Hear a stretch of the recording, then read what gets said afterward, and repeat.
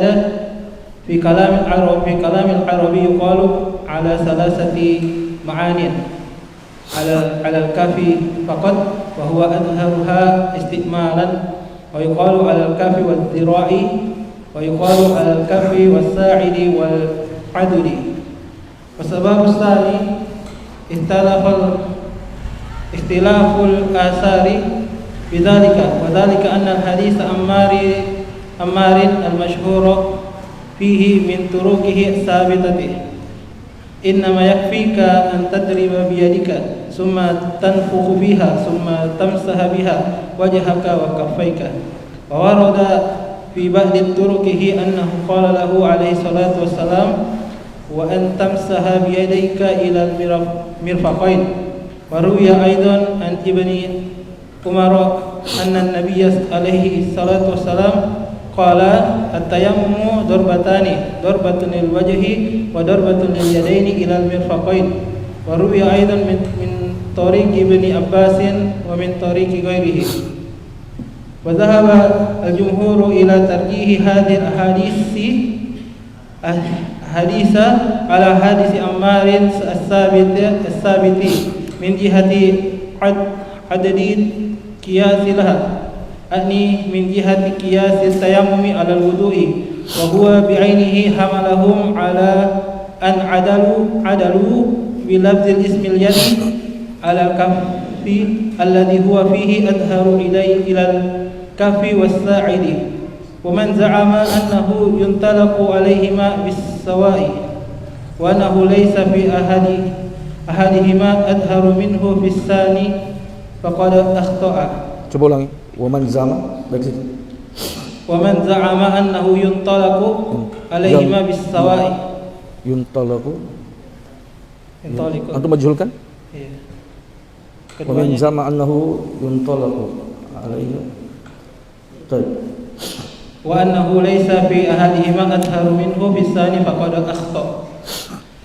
Fa innal yada wa in kanat isman mushtarakan fa hiya fil kaffi haqiqatan wa fi ma fawqa al-kaffi mujazun wa laysa kullu ismi mushtarakin huwa mujmalun wa innamal mushtarakul mujmalu alladhi wudi'a min awwali amrihi mushtarakan wa bihadza qala al-fuqaha innahu la yasihhu al-istidlalu bihi. Baik, cukup. Baik. Dan kita masuk sekarang pada pembahasan yang baru, yaitu al-babul rabi, bab yang keempat tentang sifat cara daripada taharah ini, maksudnya sifat daripada tayammum.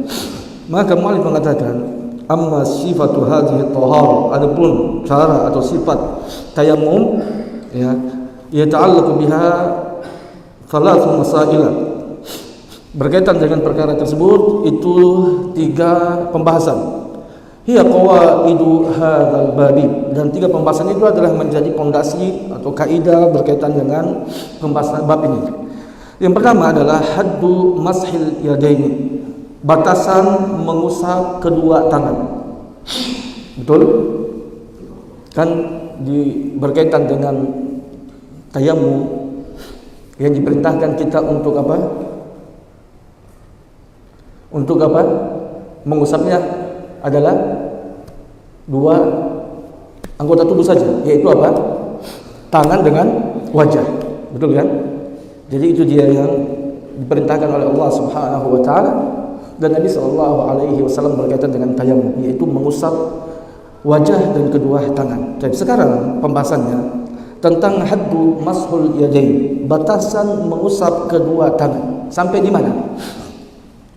Apakah ya cukup mengusap kedua telapak tangan sampai ke siku, sampai ke pergelangan, ataukah harus mengusap sampai ke siku? Jadi itu dia pokok pembahasannya.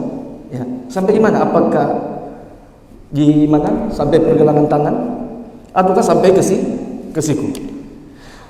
Kemudian mu'allif mengatakan, ikhtalafal fuqaha'u fi haddi aidi allati amara Allah bimashiha fi tayammum. Terjadi perselisihan pendapat para ulama tentang batasan kedua tangan. Ya, tentang batasan apa? Kedua tangan yang Allah Subhanahu wa taala perintahkan untuk mengusapnya ketika bertayammum. Sebagaimana yang Allah Subhanahu wa taala firmankan, famsahu biwujuhikum wa aydikum min. Usaplah wajah-wajah kalian dan juga tangan-tangan kalian. Minhu, daripada as-sa'id.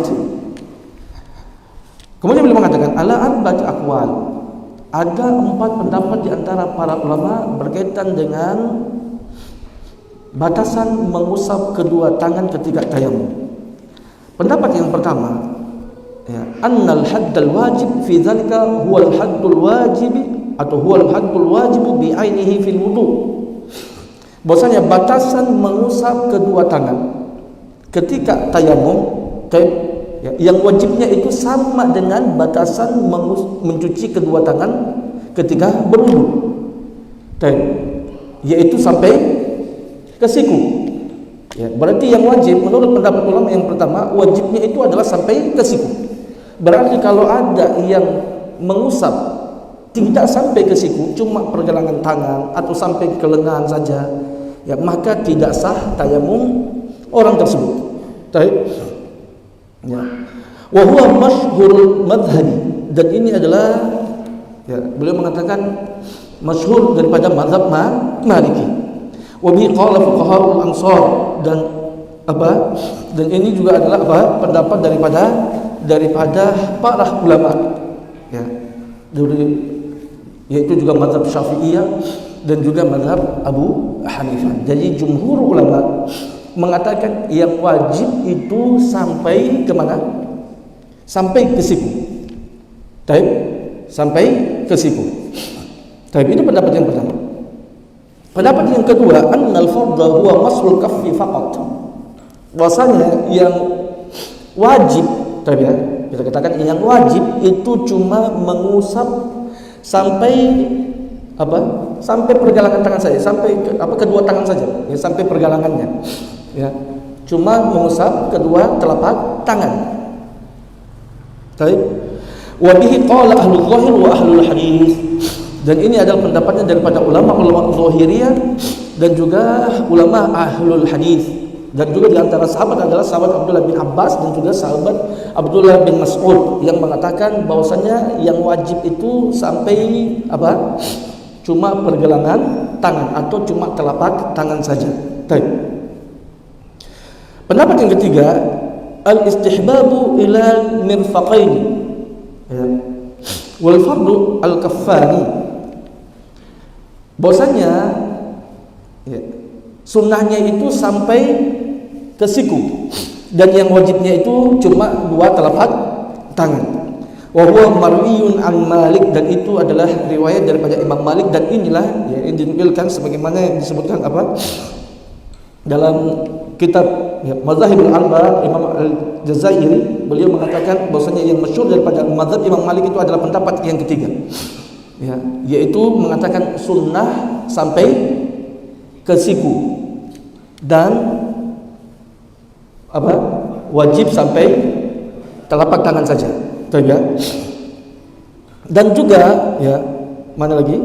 Ya. Wa huwa marwiyun Malik.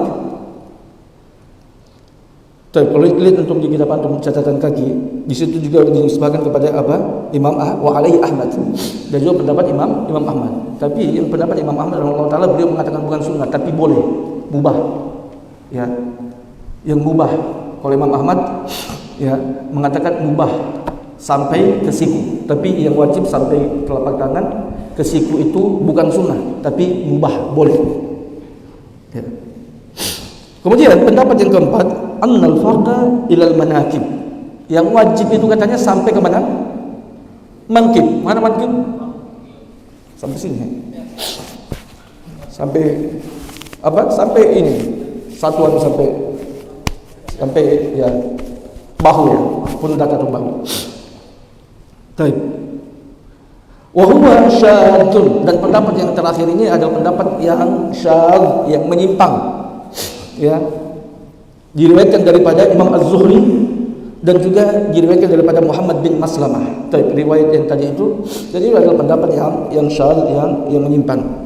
Kemudian beliau mengatakan, wa sababu fi ikhtilafihim, sebab terjadinya khilaf para ulama berkaitan batasan mengusap kedua tangan ketika tayamum adalah ishtiraku ismil yadi fi lisanil Arab. Yaitu apa ishtirak?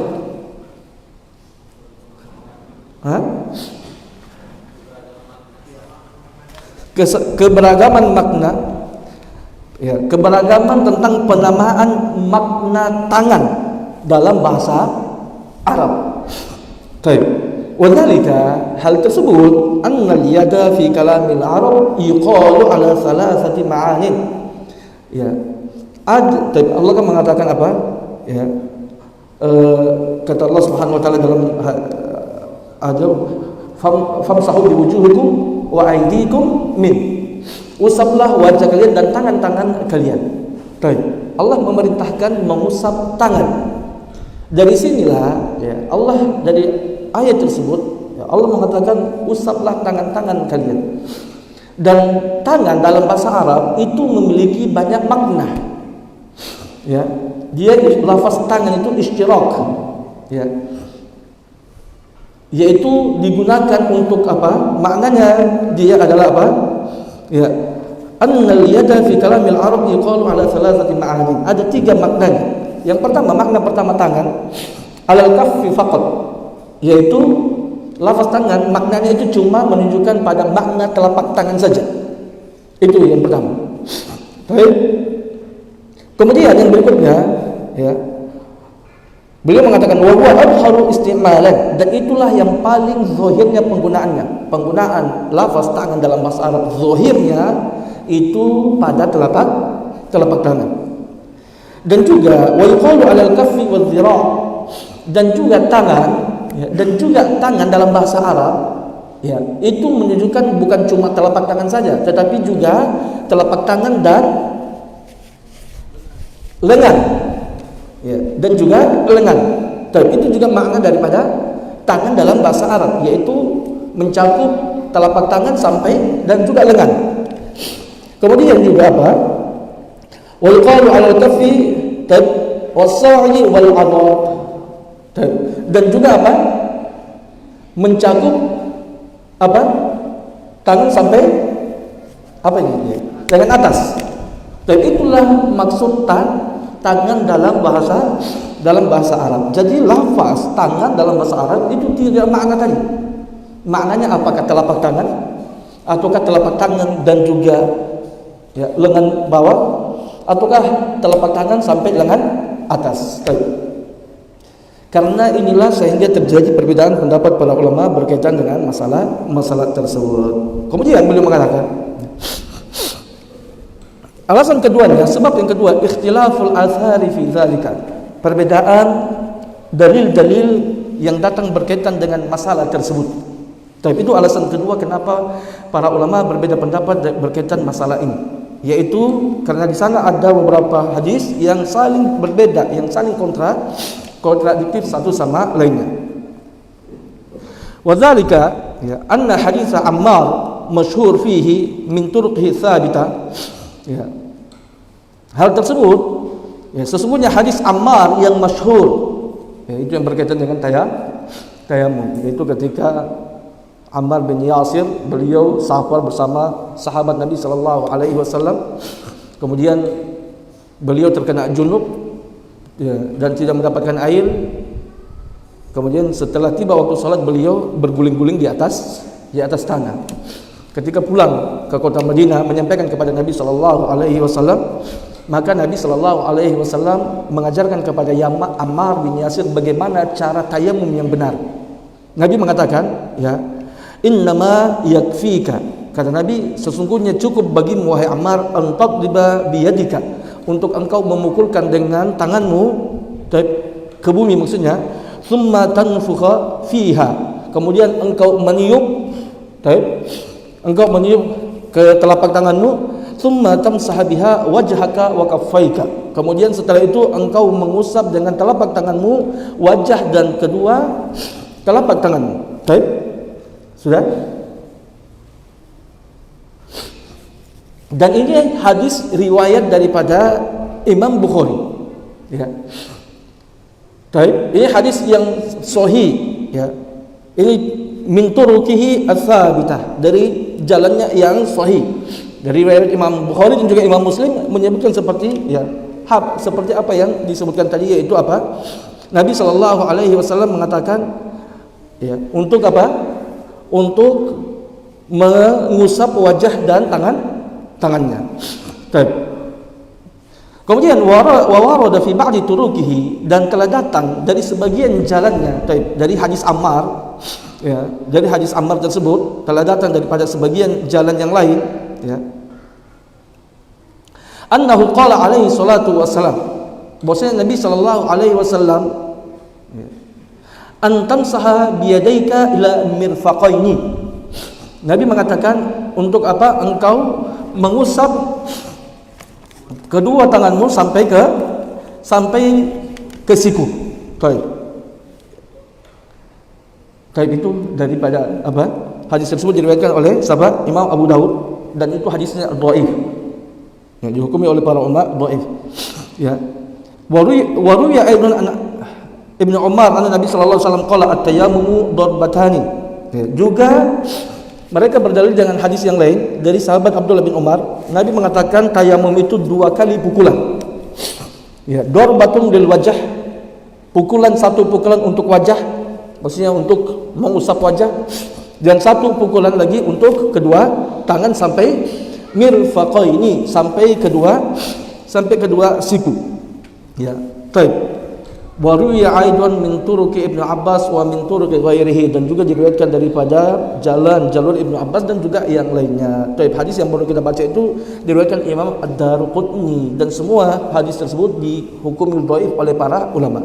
Baik, ya. Imam Ibnu Hajar rahimahullahu taala, berkata Imam Ibnu Hajar, ya, bahwasanya annal ahadits al-waridah fi sifati tayammum lam yasih minha siwa hadisi Abi Juhaim wa Ammar. Bahwasanya hadis yang datang berkaitan dengan masalah tayamum tidak ada satu hadis pun yang sahih kecuali hadis yang datang daripada sahabat Abu Juhaim dan juga sahabat Ammar. Ya. Adapun hadis yang lainnya semuanya adalah dhaif. Baik.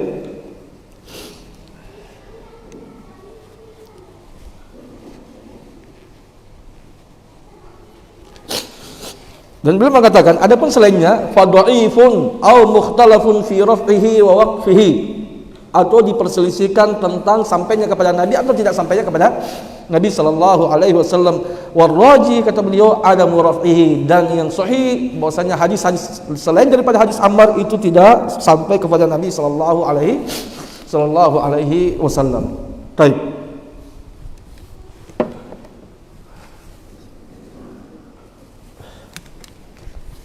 Sampai mana ini baca? Sudah selesai? Hah? Baik.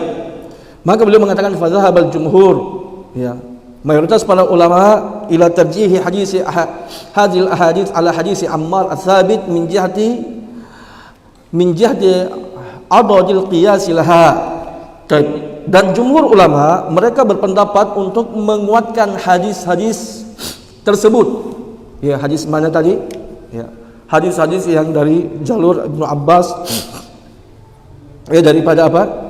Hadis-hadis yang diriwayatkan oleh sahabat tadi, ya, Abdullah bin Umar, dan juga hadis yang lain, ya, hadis Ammar dari riwayat yang lain yang diriwayatkan oleh Imam Abu Dawud rahimahullahu taala, yang menyebutkan bahwasanya, ya, Nabi sallallahu alaihi wasallam mengusap tangannya sampai ke sikunya.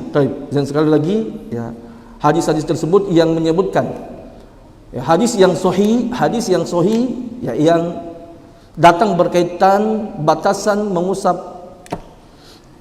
tangan ketika tayamum itu adalah hadis Ammar bin Yasir. Ya. Hadis Ammar bin Yasir yang diriwayatkan oleh Imam Bukhari dan Imam Muslim tidak menyebutkan sampai ke siku.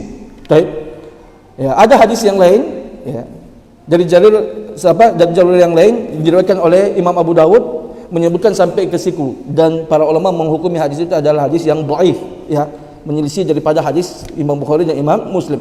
Begitu juga hadis yang dari sahabat Abdullah bin Umar, ya, dari sahabat Abdullah bin Umar diriwayatkan Imam Ad-Daruqutni juga dihukumi dhaif oleh para ulama, seperti yang kita sudah nukilkan tadi dari apa yang dikatakan oleh Imam Ibnu Hajar Al-Asqalani, bahwasanya semuanya itu adalah hadis yang dhaif. Baik.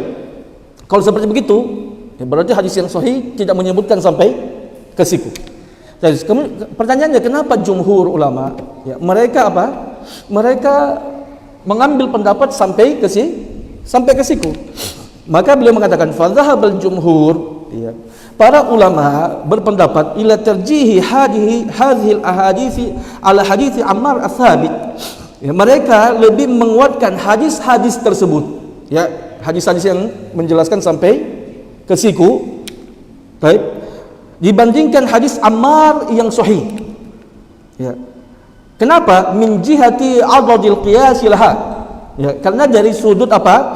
Diperkuat dengan kias terhadap hadis-hadis tadi. Maksudnya apa? Hadis-hadis tadi walaupun dia hadis dhaif, hadisnya dhaif, tapi mereka hadis tersebut diperkuat dengan kias. Bisa paham sampai situ? Hah?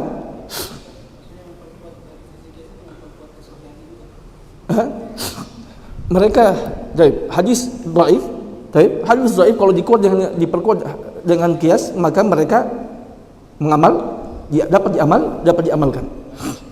Tidak dari susunan makna, bukan berarti hadis itu dikatakan sahih, tidak. Dari sisi kandungannya. Ya, walaupun dia dhaif kandungannya di situ, tapi dalil kias itu menguatkan kandungan apa yang ada dalam hadis tersebut. Dia bukan berarti dia menjadi sahih, tidak. Tetap hadisnya dhaif, tetapi karena ada dalil lainnya yang menguatkan, yaitu dalil kias, maka dia diamalkan. Baik. A'ni min jihati qiyasi tayammum, maksud saya ya, bahwasanya hadis itu diperkuat dengan dalil kias, ya, yaitu kias tayammum, mengkiaskan tayammum alal wudu, terhadap wudu. Sebagaimana wudu, tayammum ini kan dia badal pengganti daripada wudu. Ketika berwudu kita diperintahkan untuk mencuci tangan sampai ke siku. Maka begitu juga ketika kita tayammum diperintahkan untuk mengusap tangan, maka kita kiaskan ya tangan dalam perintah tersebut yaitu sampai ke siku sebagaimana kiasan alal wudu, dikiaskan dengan wudu. Wa huwa bi'ainihi hamalahum ala an adalu bilafzi ismil yadi ala al-kaffi alladhi huwa fi adhari ila al-kaffi was-sa'idi. Wa huwa bi'ainihi, dan metode itu juga huwa bi'ainihi, maksudnya metode kias juga itulah ya. Dengan dalil kias itu juga huwa bi'ainihi. Dengan metode yang sama. Apa itu metode tadi? Dalil kias memperkuat dengan dalil kias. Ya.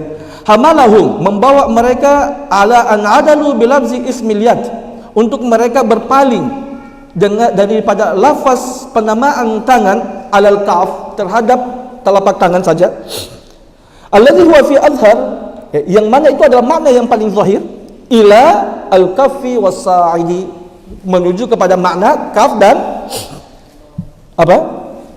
sampai as-sa'idi, sampai ke lengan atas. Jadi tadi kan perhatikan ya, bahwasanya tangan dalam bahasa Arab kan memiliki dia seperti dikatakan itu lafaznya mustarak.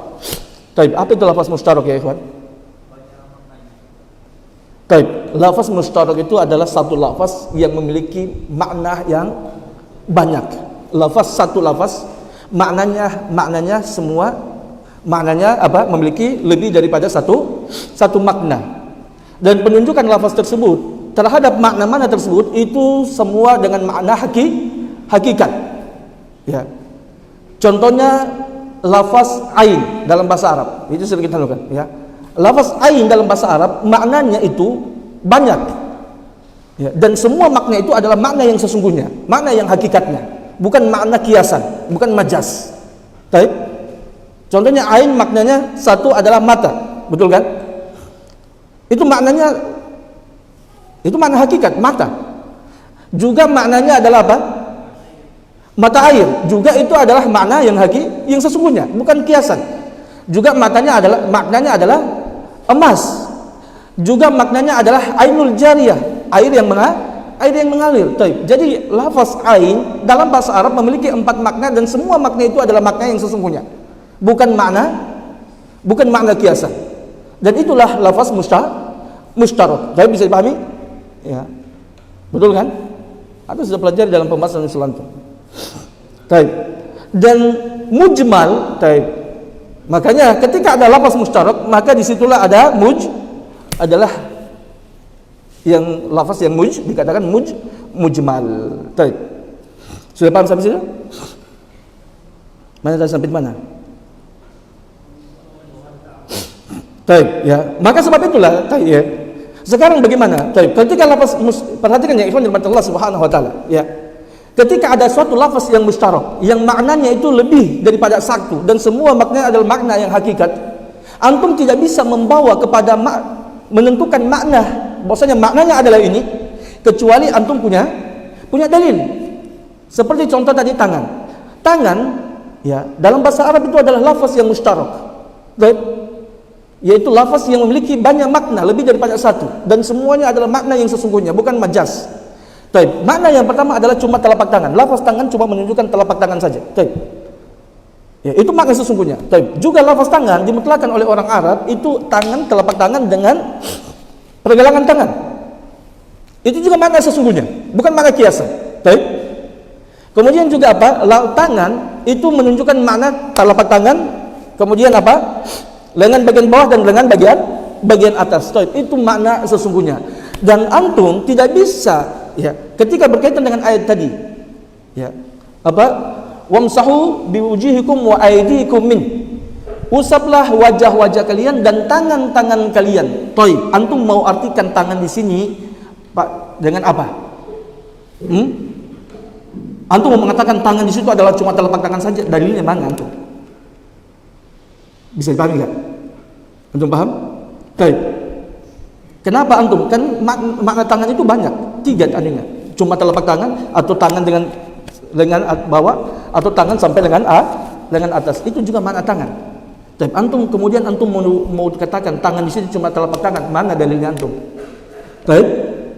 Maka ya, perhatikan, jumhur ulama memahami maksud tangan dalam ayat tersebut itu adalah mencakup telapak tangan, kemudian apa? Lengan atas, bawah dan lengan atas. Itu mereka punya dalil. Dalilnya apa? Kias. Baik, bisa dipahami? Bisa dipahami? Ini yang disebut-sebutkan. Wa huwa bi'ainihi, dan betul dia itulah, dalil kias itulah ya. Hamalahum ala an adalu bi lafzi ismil yad. Membawa para jumhur ulama untuk apa? Ya, berpaling daripada makna tangan dengan telapak tangan dari ayat tersebut kepada makna tangan kepada apa? Pada tangan dan lengan atas. Betul? Dalil kias. Makanya ketika dia memalingkan lafaz tangan situ maksudnya adalah apa? Ya tangan dari bawah sampai atas. Betul? Itu dalilnya dia, jumhur. Jago. Itu kan pembatasannya sih. Tapi kan nanti kan perintah dalam ayat kan tangan sini sampai sini kan?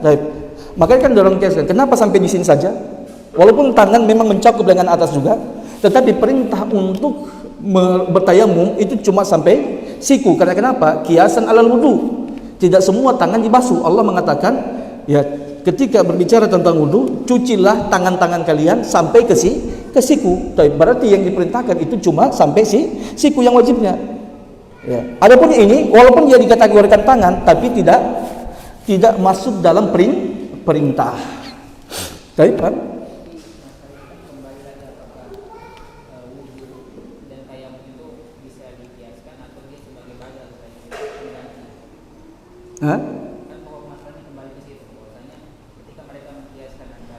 Iya, nanti di sini kita akan di sanggah sebentar.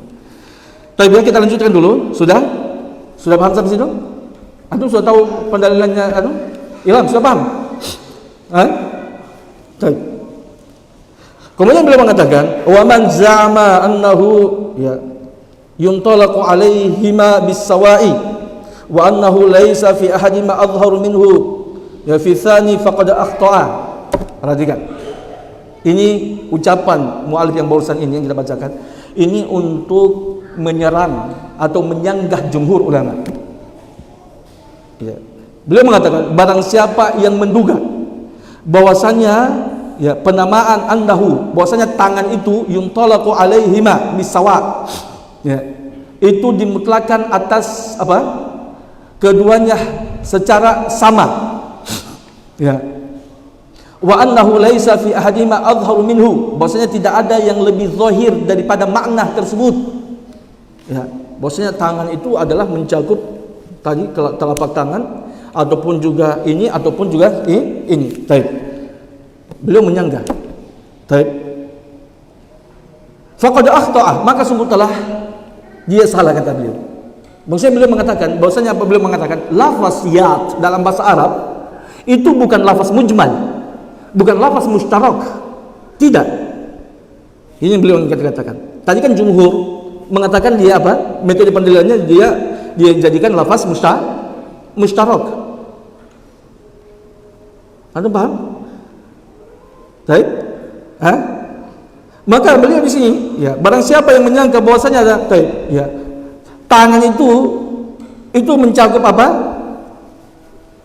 Ini mencakup ini juga, dan juga mencakup ini apa? Lengan atas dan lengan bawah, maka faqad akhta'a, kata beliau. Sungguh telah salah. Ya. Fa innal yad, Karena kenapa? Karena tangan wa in kanat isman musytarakan, walaupun dia katakan isim yang musytarak, fa huwa fil kaffi haqiqatan, tetapi dia pada telapak tangan itu adalah makna yang hakikat.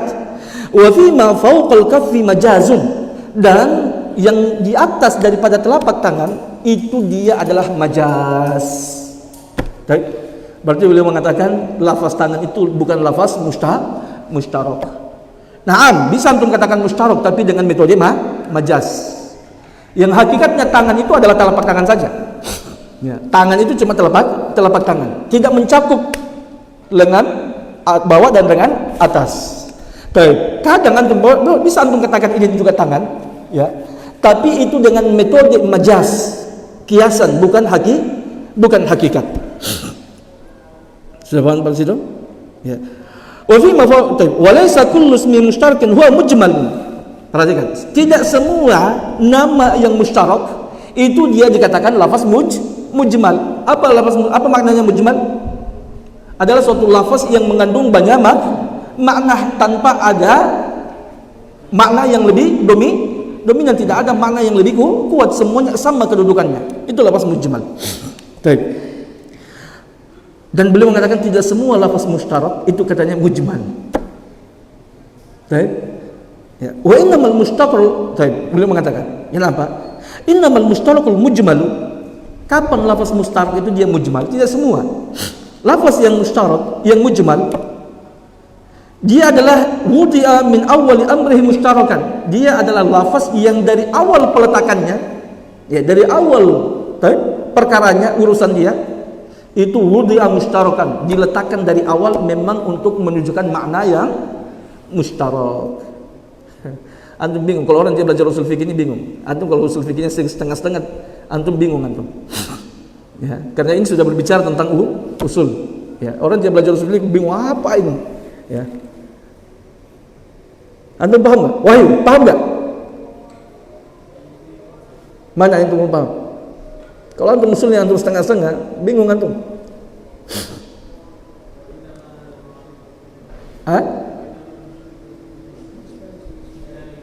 Musyrik. Antum mana? Fa innamal mana sih itu?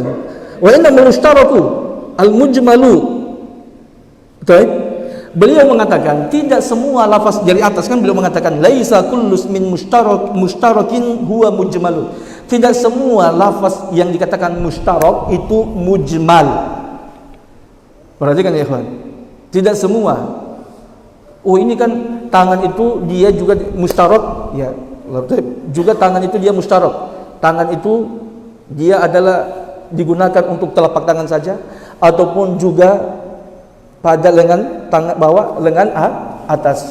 Maka dibantah oleh beliau. Betul. Bisa kalian bahasanya tangan itu dia mencakup mustarak, ya, meliputi telapak tangan ataupun juga ini juga dikatakan, dan ini pun juga dikatakan tangan, tapi bukan berarti kalau antum katakan dia mustarak, antum mengatakan mujmal. Karena kenapa? Ya, istiraknya makna tangan ini dikatakan juga tangan, tapi secara kias, majaz. Paham? Yang hakikatnya cuma ini. Jadi ketika antum mengatakan ini sebagai tangan dalam bahasa Arab, bukan bahasa Indonesia, ya. Dalam bahasa Arab, ya, antum ketika antum sebutkan tangan, antum pahami ini tangan adalah telapak ini bagian bawah ataupun bagian atas. Maka pemahaman itu adalah pemahaman majaz, bukan makna sesungguhnya. Paham sampai sini? Antum paham enggak? Berarti di sini lafaz majaz, enggak boleh antum pahami. Lafaz yang mustarak yang betul-betul dia kemudian beliau mengatakan bahwasanya innamal mustarak, itu yang antum tanyakan.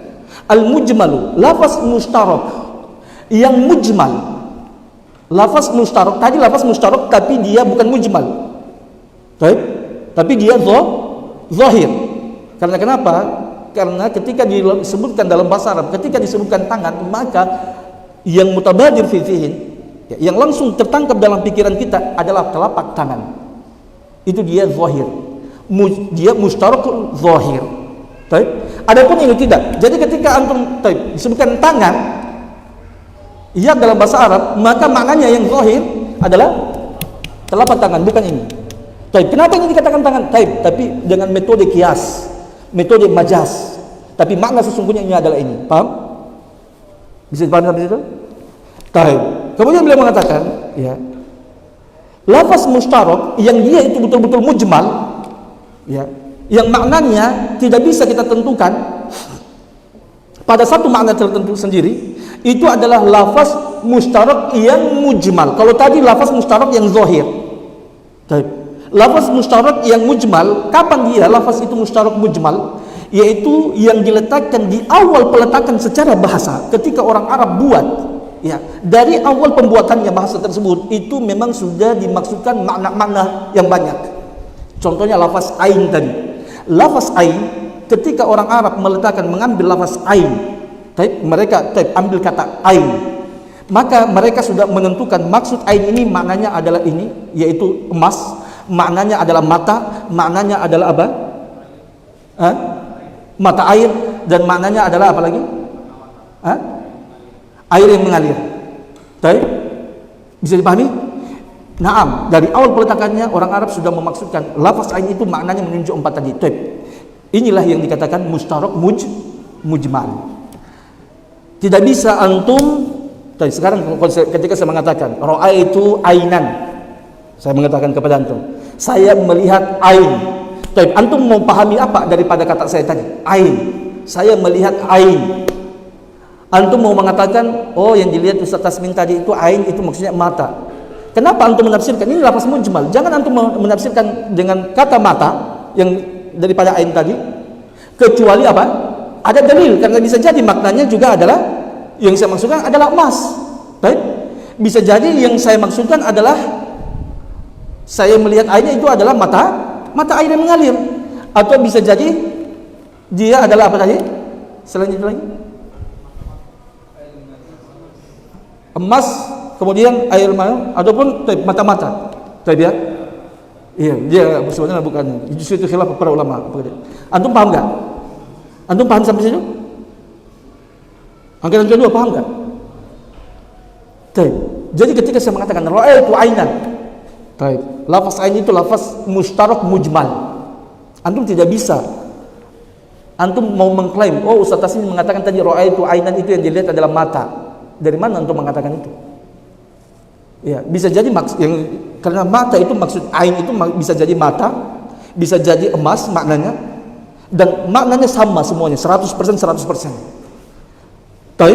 Itu yang baru dikatakan lafaz mujmal. Tapi kalau mustaroknya dengan metode kias, metode apa majaz, maka dia bukan lafaz mustarok, bukan mujmal, tapi dia zahir. Betul enggak? Contohnya lafaz apa? Kita ambilkan asad. Asad itu lafaz mustarok. Digunakan untuk laki-laki pemberani, juga digunakan untuk hewan buas. Bisa dipahami? Asadun, singa, itu digunakan lafaz mustarok, yaitu digunakan untuk laki-laki. Lafaz itu digunakan untuk mengungkapkan laki-laki pemberani, dan juga untuk apa? Mengungkapkan hewan buas.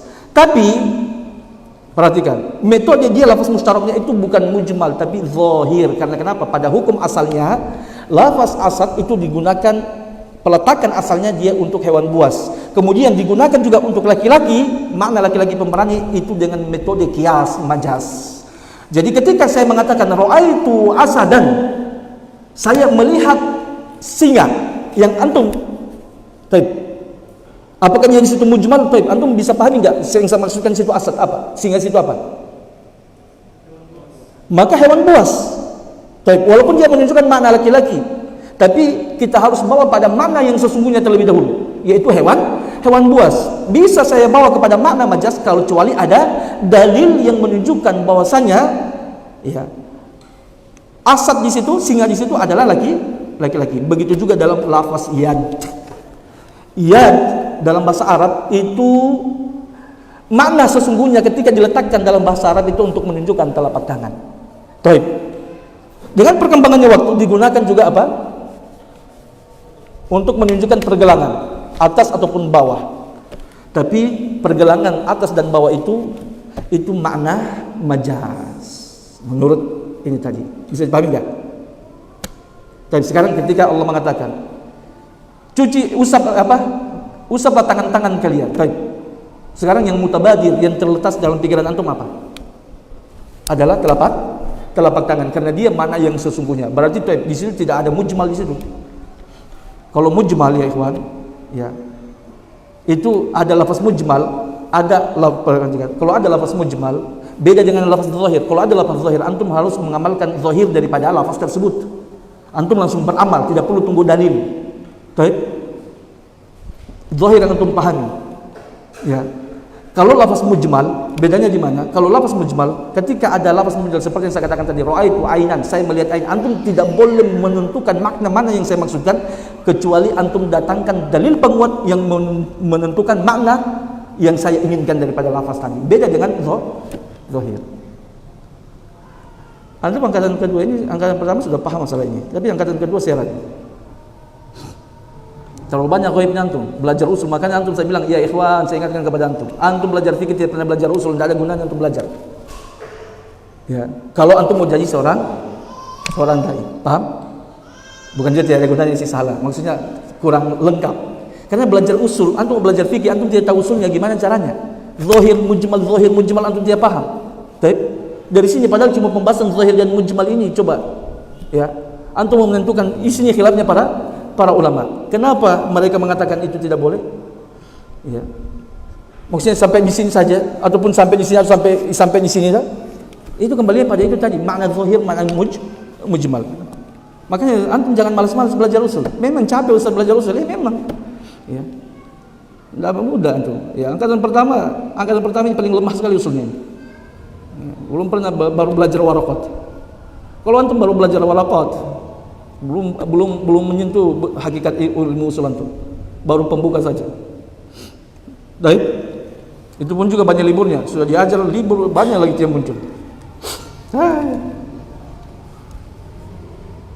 Baik, saya bilang ya ikhwan, ya, saya beritahu antum, kalau kita pergi, ya sering saya katakan pada angkatan pertama ataupun antum, saya ingatkan lagi. Sekarang, ya posisi antum dengan ana di depan orang awam itu tidak ada bedanya, betul nggak? Ya, kalau kita pergi di suatu tempat, ya, saya bawa antum bawa kitab, anda juga bawa kitab, antum baca kitab, masya Allah, bahkan antum sudah persiapan baik-baik, lancar sekali baca kitabnya, gitu kan? Antum pergi, baru antum juga retorikanya bagus, orang paham bahkan, ini memang lebih hebat ini, antum ini hebat sekali ini, ya, antum jadikan tokoh di situ. Padahal antum saya bilang masih jauh. Ya, bukan saya bilang antum, tapi antum belum selesaikan pembahasan apa? Pembahasan yang harus antum miliki, pembahasan usul, pembahasan apa. Tapi karena antum, makanya saya bilang, ya, kepada antum, target anda itu bukan antum bisa baca kitab. Anda enggak senang kalau antum cuma bisa baca kitab. Karena kenapa? Saya bilang tadi ya ikhwan. Ya, antum jangan menyangka kalau sudah bisa baca kitab, antum sudah bisa semuanya. Enggak ada, belum ada apa-apanya antum, belum ada ilmunya. Ya. Orang baru baca kitab baru di depan pintu, belum masuk ke dalam pintu, belum masuk ke dalam rumah. Ya, jadi antum jangan merasa cepat puas. Oh sudah target itu sudah bisa baca kitab. Ini bisa bilang bahaya kalau setelah pulang nanti antum pulang kampung, beri fatwa nih, sesat menyesatkan. Berikan fatwa sesat menyesatkan. Saya bilang kenapa antum sesat menyesatkan? Ya karena begitu. Karena antum apa? Hanya modal baca kitab. Kemudian antum sudah memberikan fatwa, dasar-dasar ilmu saja untuk pembahasan fikih, apalagi pembahasan masalah fikih. Antum tidak pernah belajar usul fikih. Saya bilang stop. Ke depan anda bertawan tuh. Kalau antum tidak selesaikan pembahasan usul fikih, antum stop, jangan belajar fikih, jangan mengajar fikih dulu. Right? Ya. Jangan dulu antum mengajar fikih. Kalau antum tidak selesaikan pembahasan usul fikih antum. Ya. Antum jangan coba-coba. Makanya kalau nanti antum saya lihat baru antum isi pekerjaan fikih, baru antum belum belajar usul fikih, saya bilang sudah nih, anda tertawin aja antum. Ya. Karena kenapa? Antum mau bicara usul fikih, bagaimana cara dia paham usulnya? Antum harus belajar usul fikih. Baik, antum paham sampai situ enggak? Khilaf-khilafnya para ulama ya ikhwan, khilafnya para ulama itu bukan khilafnya seperti kita. Cuma sekedar banyak bicara, terus datangkan ini, enak bicara sesuka hatinya. Ulama itu dibangun di atas usul semuanya. Ya, bukan seperti kita, semerabutan. Bicara ribut, tidak tahu apa yang kita ributkan. Tolak ukurnya apa? Kalau para ulama itu ada dalil mereka, ada usulnya. Ya. Jadi tidak ilmiah mereka. Kalau antum tidak paham usul ini, cerita masalah zahir dengan saja mujmal sampai terjadi perbedaan masalah ini. Sudah sampai situ enggak? Sudah ya? Sudah kan? Paham sudah Wahyu? Hah? Baik, beliau mengatakan walidzalika ma taqulu inna shawaba huwa. Ya, walidzalika ma naqulu.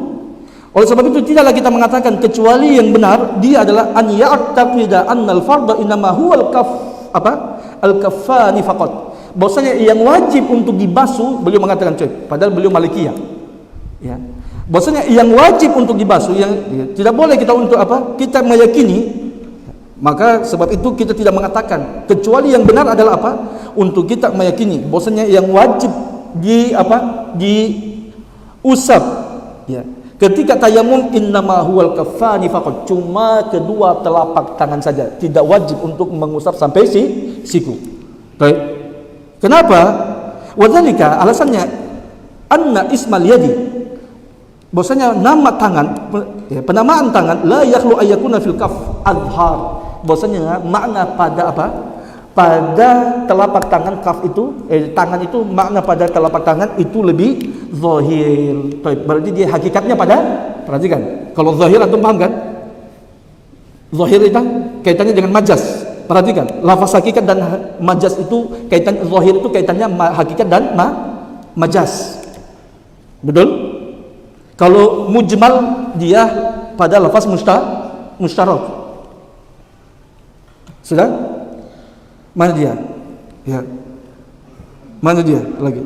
Au yakuna dalalatuhu ala sa'ir ajza'i dhira'i wal 'adadi bisaw. Mana dia ini? Mana dia? Wa dzalika anna ismal la yakhlu ay yakuna fil kafi azhar minhu fi sa'ir al ajza'. Au yakunu dalalatuhu ala sa'ir al ajza'i dhira'i wal 'adadi bisawa. Fa in kana azhar fayajib al masiru ila al akhdh bil athari thabit. Baik. Karena beliau mengatakan, perhatikan, karena lafaz tangan ya, itu pada makna telapak tangan itu lebih zahir, betul? Dibandingkan pada anggota yang lainnya. Ya.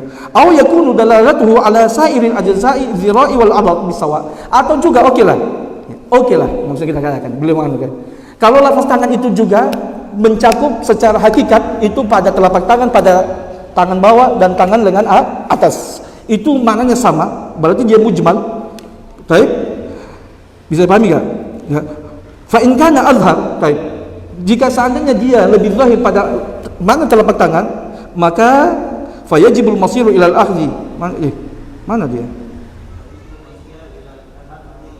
Baik. Maka wajib untuk Ya, apabila dia lebih zahir maka wajib untuk mengambil dengan dalil yang sahih tadi. Wa imma an yaghlibul qiyasu hahuna 'ala al-athari fala ma'na lahu. Adapun kita lebih menguatkan dalil qiyas pada masalah ini dibandingkan hadis, maka la makna lahu, tidak ada nilainya. Bagaimana caranya? Tidak mungkin. Ada hadis, bagaimana antum mau menggunakan qiyas? Ya, sementara ada hadis Nabi sallallahu alaihi wasallam yang menyebutkan kafai, menunjukkan dua telapak tangan. Ya. Qiyas bisa kita gunakan kalau tidak ada hadis. Tidak ada dalil dari hadis ataupun Al-Qur'an. Ini ada dalil hadis daripada Al-Qur'an atau daripada hadis Nabi sallallahu alaihi wasallam, hadis yang sahih. Kenapa kalian menggunakan qiyas? Maka mana lebih antum depankan? Antum menggunakan metode qiyas ataukah antum menggunakan dalil? Maka tentunya tidak ada. Makanya dalam pembahasan ilmu qiyas nanti ini adalah qiyas yang yang fasid. Karena kenapa? Ada dalil bertentangan dengan dalil. Tidak bisa kita gunakan qiyas kalau ada dalil. Tinggalkan qiyas tersebut. Bisa dipahami sampai situ enggak? Ini yang disebutkan oleh mu'allif rahimahullah taala.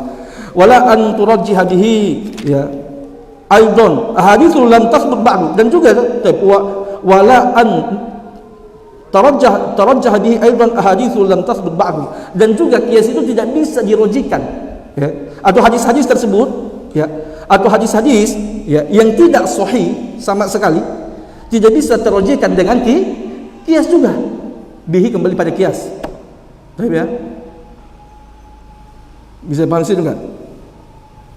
Fal qaulu fi hadhil mas'alah, maka pembahasan fal qaulu, pendapat yang benar pada masalah ini bayyinun, itu jelas minal kitabi wa sunnah, daripada Al-Qur'an dan sunnah, fata'ammalhu, maka perhatikanlah. Beliau menguatkan pendapat daripada apa? Ulama-ulama zahiriyah, yang wajib itu adalah sampai telapak tangan saja, tidak wajib ini, seperti pendapatnya jumhur ulama, ya. Wa amma man dhahaba ila al-abati fa inna ma dhahaba ila dzalika, ya, li'annahu qad ruwiya an ba'di turuqi hadits Ammar. Adapun yang berpendapat sampai ke teak, ya, dia berpendapat seperti itu karena telah diriwayatkan daripada sebagian turuq hadits Ammar, ya, jalur riwayat hadis Ammar bin Yasir, annahu qala, ya, beliau mengatakan apa? Tayammamna, kami bertayammum ma Rasulullah sallallahu alaihi wasallam, bersama Nabi sallallahu alaihi wasallam, famasahna biwujuhina, kami mengusap wajah-wajah kami, wa aidina ilal manakib, dan juga mengusap tangan-tangan kami sampai ke bahu. Hadis tersebut hadis yang dhaif, ya. Semuanya hadis yang berkaitan masalah itu adalah hadis yang dhaif, ya. Yang mengatakan sampai ke siku ataupun sampai yang ke bahu, itu semuanya hadisnya lemah, hadis dhaif. Hadis yang sahih yang diriwayatkan Imam Bukhari dan Imam Muslim itu adalah sampai ketika tayamum kita mengusap tangan itu cuma sampai telapak tangan saja, yaitu mengusap wajah dengan kedua telapak tangan sampai ke ini saja, telapak tangan sampai ke pergelangan tangan, ya. Itu yang wajibnya, tidak diwajibkan sampai ke siku. Baik, man zahaba ila an yahmila tilkal hadits ala nadbi, baik, dan barang siapa yang berpendapat untuk membawa hadis-hadis tersebut untuk menunjukkan makna sunnah, hadis-hadis yang mana itu sampai ke siku, ya, dibawa pemahamannya kepada mandub, wa haditsu Ammar alal wujub, dan hadis Ammar, ya, dibawa kepada makna wajib, fa huwa madhhabu hasan, maka itu pendapat yang hasan, yang baik katanya. Idz kana al-jam'u aulah, baik, karena kenapa menggabungkan hadis itu lebih utama. Baik, kapan bagaimana caranya lebih yang kan, ya, mengatakan sunnah sementara hadisnya dhaif. Baik, kita bisa menggunakan metode jamak, penggabungan antara hadis kalau hadisnya sama-sama sahih. Kalau hadisnya dhaif, maka tidak bisa dijadikan sebagai hujjah. Saya bisa paham sih enggak? Ya. Aulam yatarjih inda ahlil kalami al-fiqhi illa anna hadza yanbaghi an yusara ilai in. Perhatikan, in sahat tilkal ahadits. Betul? Beliau mengatakan betul, ya, metode jama' itu lebih utama daripada tarjih, ya. Kita gabungkan hadis yang lain dengan hadis Ammar. Hadis Ammar maknanya wajib, yang lain sunnah. Itu lebih utama kita gabungkan. Tapi kata beliau, kita berpendapat seperti itu, ya, memegang pendapat seperti itu kalau insahat tilkal ahadits, kalau hadis-hadisnya sahih. Kalau tidak sahih, bagaimana antum mau menggabungkan? Hadisnya dhaif, tidak bisa digabungkan. Baik. Subhanakallahumma bihamdik, la ilaha illa anta, astaghfiruka wa atubu ilaik. Assalamualaikum warahmatullahi wabarakatuh. Baik, antum azan, kita langsung salat.